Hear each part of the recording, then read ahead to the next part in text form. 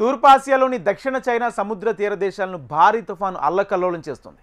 ఈ ఏడాదిలో అత్యంత శక్తివంతమైన తుఫానుగా రాగస ధాటికి ఫిలిప్పీన్స్, తైవాన్, హాంకాంగ్ నిలువునా వణికిపోయాయి. ఇప్పటికే 20 మందికి పైగా మృత్యువాత పడగా అనేక మంది గల్లంతయ్యారు. తీర ప్రాంతాల్లో ఉవ్వెత్తున లేచిన అలల ధాటికి పెద్ద సంఖ్యలో ఇళ్ళు, చెట్లు పడిపోయాయి. వేలాది మంది నిరాశ్రయులుగా మారారు. చైనా ప్రభుత్వం రాగసను ఎదుర్కొనేందుకు భారీగా ఏర్పాట్లు చేసుకుంది. ప్రజలను పెద్ద సంఖ్యలో సురక్షిత ప్రాంతాలకు తరలిస్తుంది. వందలాది విమానాలను నిలిపివేశారు. కార్యాలయాలు, స్కూళ్లకు సెలవులు ప్రకటించారు. తూర్పు ఆసియా దేశాలను భారీ తుఫాను వణికిస్తోంది. చైనా, హాంకాంగ్, తైవాన్, ఫిలిప్పీన్స్, వియత్నాంలను హడలెత్తిస్తోంది. ఈ భయంకరమైన తుఫాన్ను టైఫూన్ రాగస అని పిలుస్తున్నారు.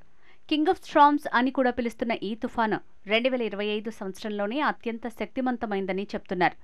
దక్షిణ చైనా సముద్రంలో గంటకు 295 కిలోమీటర్ల వేగంతో బుల్లెట్ కన్నా అధిక శక్తితో దూసుకొస్తున్న ఈ తుఫాను ఇప్పటికే అనేక ప్రాంతాలను అల్లకల్లోలం చేసింది.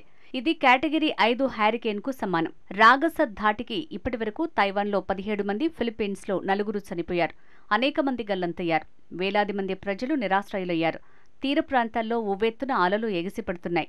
కొండ చర్యలు విరిగిపట్టడంతో రహదారులు దెబ్బతిన్నాయి. పలు ప్రాంతాల్లో విద్యుత్ సరఫరా నిలిచిపోయింది. రాగస తుఫాన్ ఇప్పటికే ఫిలిప్పీన్స్లోని తుఫాన్ ఉత్తర కాగయన్ ప్రావిన్స్లోని పనుయిటన్ ద్వీపం వద్ద తీరాన్ని తాకింది. దీని ప్రభావంతో వేగంగా వీచిన గాలులు, కుండపోత వర్షం బీభత్సం రేపాయి. ఫిలిప్పీన్స్లోని ఉత్తర మధ్య లూజోన్ అంతటా 10,000 మందికి పైగా ప్రజల్ని సురక్షిత ప్రాంతాలకు తరలించారు. మిగిలిన ప్రాంతాల్లోని ప్రజల్ని సురక్షిత ప్రాంతాలకు తరలిస్తున్నారు. రాజధాని ప్రాంతమైన మెట్రో మనీలాలో లూజోన్ ప్రాంతంలోని 29 ప్రావిన్సుల్లో ప్రభుత్వ కార్యక్రమాలను నిలిపివేశారు. ఉత్తర కాగయాన్ ప్రావిన్స్లోని ఆసుపత్రుల్ని అప్రమత్తం చేశారు. తుఫాన్ కారణంగా కాలయాన్ ద్వీపంలో మొత్తం ఉత్తర అపయావో ప్రావిన్స్లో విద్యుత్ సరఫరా నిలిచిపోయింది. మరోవైపు రాగస తుఫాన్ తైవాన్లో పెను విధ్వంసం సృష్టించింది. మునుపెన్నడూ లేని విధంగా తైవాన్లో జల ప్రళయం విరుచుకుపడింది. 195 నుంచి 200 కిలోమీటర్ల వేగంతో తీవ్ర గాలులు, కుండపోతగా కురిసిన వర్షంతో తైవాన్ అతలాకుతలమైంది. ఈ మధ్యకాలంలో ఇంత పెద్ద స్థాయిలో తుఫాన్ సంభవించడం ఇదే తొలిసారి కావటం విశేషం. తైవాన్లోని హువాలియన్లో బారియర్ సదస్సు ఉప్పొంగడంతో 17 మంది చనిపోగా 124 మంది గల్లంతయ్యారు. భీకరమైన ఈదురుగాలుల కారణంగా ప్రాణభయంతో బిల్డింగ్ల పైకి పరుగులు పెట్టారు. వరద నీళ్లు కార్యాలయాల్లోకి ప్రవేశించి బీభత్సం సృష్టించాయి. అధికారులు ప్రజలను సురక్షిత ప్రాంతాలకు తరలించారు. 2009లో దక్షిణ తైవాన్లో వచ్చిన తుఫాన్ కారణంగా 700 మంది చనిపోయారు.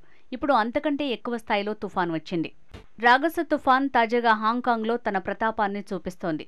తెల్లవారుజాము నుంచి తీవ్రమైన గాలులు వీచడంతో హాంకాంగ్ నివాసితులు బెంబేలెత్తిపోయారు. తుఫాన్ ధాటికి తీర ప్రాంతాల్లో అలలు ఉవ్వెత్తున ఎగిసిపడుతున్నాయి. భీకర గాలులకు చాలా చోట్ల పైకప్పులు ఎగిసిపోయాయి. చెట్లు కూలిపోయాయి. అండర్ పాస్లు, లోతట్టు ప్రాంతాలు నీట మునిగాయి. వేర్వేరు ప్రమాదాల్లో 30 మంది గాయపడ్డారు. పలువురు ఆసుపత్రుల్లో చికిత్స పొందుతున్నారు. ప్రజలు ఇళ్లలోనే ఉండాలని విజ్ఞప్తి చేశారు అధికారులు. అనేక చోట్ల పునరావాస కేంద్రాలను ఏర్పాటు చేశారు. ప్రజలు నిత్యావసరాల కోసం సూపర్ మార్కెట్లపై ఎగబడ్డారు. భయాందోళనలకు గురై ముందుగా నిత్యావసరాల్ని కొనిపెట్టుకున్నారు.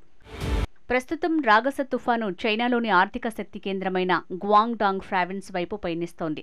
Central, southern Guangxi, southern Fujian, southern Hunan, eastern Yunnan, Hainan దీవిలో అతి భారీ వర్షాలు కురిసే అవకాశం ఉందని చైనా వాతావరణ శాఖ అంచనా వేసింది. ఇప్పటికే లెవెల్ 2 ఎమర్జెన్సీ ప్రకటించింది. 2017లో హాటో తుఫాను, 2018లో మాంగ్ ఖుట్ తుఫాన్ల కంటే ఈరగస బలమైంది అని వాతావరణ నిపుణులు అంచనా వేస్తున్నారు. ఈ 2 తుఫాన్ల వల్ల జరిగిన నష్టాన్ని ఇంకా చైనా మర్చిపోలేదు. ఆ స్థాయిలో ఈసారి కూడా నష్టం జరుగుతుందని అంచనా. అయితే ఈసారి ప్రాణ నష్టం లేకుండా ప్రభుత్వం ముందస్తు జాగ్రత్తలు తీసుకుంది. 10 లక్షల మందికి పైగా ప్రజలను తరలించినట్లు అధికారులు ప్రకటించారు. రాగస తుఫాన్ ఎఫెక్ట్ని దృష్టిలో పెట్టుకుని ముందు జాగ్రత్తగా చైనా, మకావ్, హాంకాంగ్ల వ్యాప్తంగా వందలాది విమానాలు నిలిపేశారు. ప్రభుత్వ కార్యాలయాలను, పాఠశాలల్ని మూసివేశారు.